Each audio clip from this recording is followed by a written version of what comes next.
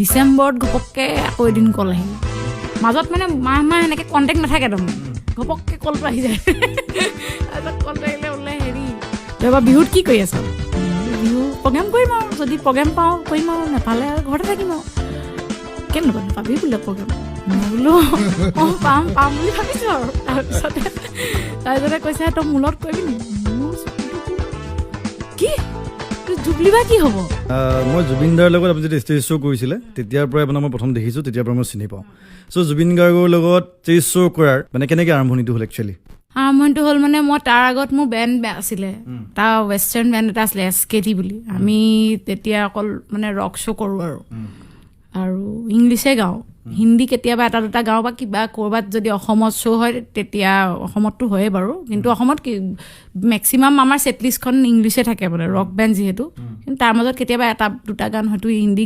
গাবও লগা হ'ব পাৰে গাওঁ আৰু তাৰপিছতে আমি হেৰি কৰিছিলোঁ এখন শ্ব' এখন কৰি আছিলোঁ সেই বেণ্ডৰ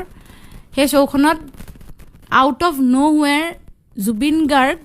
অডিয়েঞ্চ হিচাপে আহিছিলে মই ইংলিছ গাই আছোঁ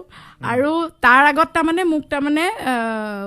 গলিদাই লগ পাইছে প্ৰথম কথা জুবিন গাৰ্গ মোৰ খুৰা হয় সেইটো বেলেগ কথা কিন্তু আমি তেনেকৈ পোৱা নাই তাৰমানে মানে প্ৰফেচনেলি তাৰমানে মই একেবাৰে ডাইৰেক্ট প্ৰফেচনেলিহে পাইছোঁ পাৰ্চনেলি একেবাৰে সৰুতেই পাইছিলে আৰু চেহেৰাও তাৰ মনত নাই মোৰ কাৰণ ইমান বছৰ দেখা নাই ডাঙৰ হৈ গ'লোঁ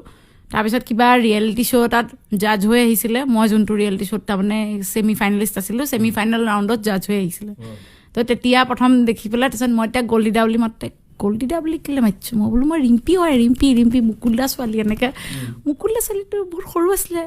ডাঙৰ হৈ গ'লি বোলো মই ডাঙৰ হৈ গ'লোঁ তাৰপিছতে ৰাজাদাই কৈছে তাইক আমি চিনি পাইছোঁ তুমিহে ধৰিব পৰা নাই এনেকৈ কৈছে ৰাজাদাহঁতেও মোক একদম সৰুৰে পৰা পাইছে তাৰপিছতে হেৰি তেতিয়াৰ পৰা মানে তেতিয়াহে মই নাম্বাৰটো আমাৰ এক্সচেঞ্জ হৈছিলে আৰু এইটো 2013 মানৰ কথা কৈ আছোঁ নেকি মই 13 মান হ'ব 12-13 এনেকুৱা মান হ'ব আৰু তাৰপিছত 2016ৰ পৰা গাইছোঁতো মই জুবিন দাৰ লগত তাৰপিছতে